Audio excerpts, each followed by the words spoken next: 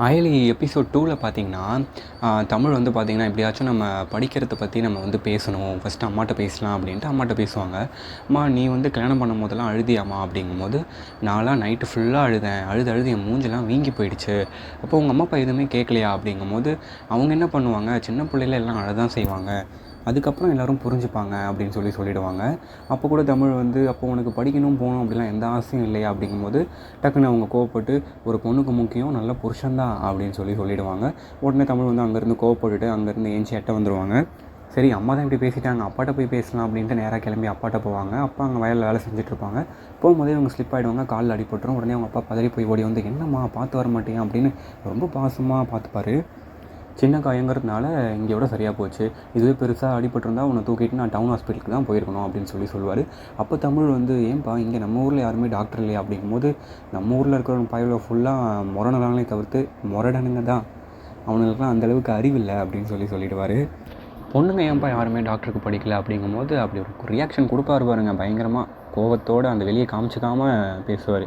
நமக்கு டாக்டருக்கு படிக்கிறத விட மரியாதையாக வாழ்கிறது தான்மா முக்கியம். இது நீங்கள் நிறைய பேர் வீட்டில் அந்த வார்த்தையை கேட்டிருப்பீங்க, நீங்கள் வேறு ஏதாச்சும் கேட்டு. ஸோ அப்படி சொல்லிடுறாரு.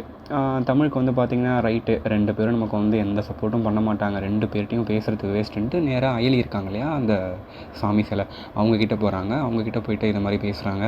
இது மாதிரி, "நான் வந்து வயசுக்கே வரக்கூடாது, நான் இப்படியே இருக்கணும், நான் படிக்கணும்" அப்படின்னு சொல்லிட்டு அவங்க அங்கேருந்து கிளம்பி வந்துடுறாங்க அழுதுகிட்டு. அதுக்கப்புறம் பார்த்திங்கன்னா, தமிழ் வேறு அயலிக்கிட்ட இது மாதிரி, "நான் வந்து ஆகவே கூடாது, வயசுக்கு வரவே கூடாது, அப்படி நான் வந்தேன்னா நீ வந்து சாமியே இல்லை" அப்படின்னு சொல்லிட்டு வந்திருப்பாங்க. ஆனால் பார்த்திங்கன்னா, ஸ்கூலில் வந்து விளையாண்டுட்ருக்கும் போதே தமிழுக்கு வந்து பயங்கரமாக வயிறு வலி வருது. என்னடா இது அப்படின்ட்டு, ஸோ கிராமத்து சைட்லலாம் அந்த ரெஸ்ட் ரூம் அது மாதிரி சைடில் ஸோ வெளியே போகிறாங்க.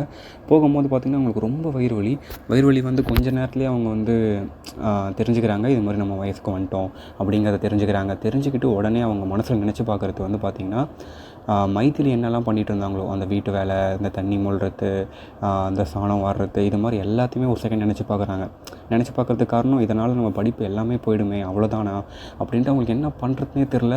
அங்கேருந்து ஏஞ்சி நடந்து போயிட்டுருக்கும்போது அந்த மூர்த்தி சார் இருக்கார்ல, அதான் அந்த ஊரை சேர்ந்த சார் ஒருத்தர் இருந்தார், டீமோட்டிவேட் பண்ணி பேசிக்கிட்டு, "பொண்ணுங்கன்னா இப்படி தான் இருக்கணும், இதுதான் எங்கள் ஊருடைய முறை" அப்படின்னு சொல்லிட்டு இருப்பார். அவர் வந்து கூப்பிட்றாரு, "தமிழ் இங்கே வான்ட்டு." மேலே வந்து ஏதோ ஒரு ஃபைல் மாதிரி இருக்குது போல இருக்குது, அதை எடுத்து கொடுக்க சொல்கிறாரு. இவங்களுக்கு வந்து பின்னாடி ட்ரெஸ்லலாம் வந்து இந்த பிளட் பட்டிருக்கு. ஸோ இவங்களும் வந்து பார்த்திங்கன்னா அது எதுவுமே கண்டுக்கல. சரி, அவர் எடுக்க சொல்கிறாரு அப்படின்னா அந்த ஒரு பதற்றமாகவே அதை எடுக்கிறாங்க. எடுக்கும்போது பார்த்திங்கன்னா பக்கத்தில் வந்து ஒரு ரெட் இங்க் பாட்டில் இருக்குது. ஸோ அந்த இங்க் பாட்டில் வந்து என்ன ஆகுது, கீழே விழுந்துருது. இவர் வந்து கத்துறாரு, "என்ன தான் பண்ணுற?" அப்படின்னு கத்துனோடனே இவங்களும் கீழே ஸ்லிப்பாகி விழுந்துடுறாங்க. அந்த இங்க் பாட்டிலும் விழுந்துருது. அந்த நேரத்தில் வந்து அந்த பிரின்ஸிபால் மேமும் வந்துடுவாங்க. கீழே விழுந்துருக்கிறத பார்த்துட்டு, "தமிழ் என்னாச்சு, ஏந்திரி" அப்படின்னு சொல்லுவாங்க. அப்புறம் இங்க் கொட்டிருக்கிறது, இவங்க அந்த பதற்றமாக தான் இருப்பாங்க. அதுக்கப்புறமேல் பார்த்திங்கன்னா மிஸ் வந்து சமாதானப்படுத்துவாங்கள்ல, அது மாதிரி அவங்க வந்து சமாதானப்படுத்துகிறாங்க. இது மாதிரி, "ஒன்றும் இல்லை தமிழ், இங்கே பாரு இங்க்கு தானே கொட்டியிருக்கு, நீ இன்றைக்கி வீட்டுக்கு போ, நாளைக்கு வா" அப்படிம்பாங்க. அப்போ தான் தமிழுக்கு, அப்போ ஓகே, நம்ம இதை வச்சே சமாளிச்சுக்கலாம் அப்படின்னு அங்கேருந்து வர்ற வழியில் ஃபுல்லாக எல்லோரும் கேட்பாங்க, என்ன இதுன்னு, "இங்கு கொட்டிக்கிச்சு" அப்படின்னு விளையாண்டுக்கிட்டு சொல்லிட்டே வருவாங்க. வீட்டில் வந்து அவங்க அம்மா பார்த்தோன்னே பயந்துருவாங்க. ஆனால் அவங்கள்ட்டையும் இப்படி சொன்னோடனே முதல்ல போய் குழி அப்படின்ருவாங்க. அப்புறம் நைட்டு வந்து தமிழ் அவங்க அப்பா அம்மா எல்லாம் ஒன்றா உட்காந்து சாப்பிடுவாங்க. தமிழுக்கு வந்து பார்த்திங்கன்னா ஒரு டவுட்டாகவே இருக்கும், கண்டுபிடிச்சிருவாங்களோன்ட்டு. ஆனால் வந்து யாரும் எதுவும் கண்டுபிடிக்க மாட்டாங்க, சாப்பிட்டு படுத்துருவாங்க.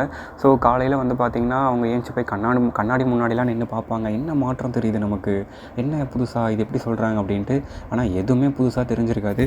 அப்போ தான் கண்ணாடியை பார்த்து அவங்களே சொல்லிக்கிறாங்க, "அப்போது நம்மளா சொன்னால் தான் தெரியும், அது வரைக்கும் யாருக்கும் எதுவும் தெரியாது, கண்டுபிடிக்க மாட்டாங்க" அப்படிம்பாங்க. ஆக்சுவலாக அதுதான் உண்மையும் கூட.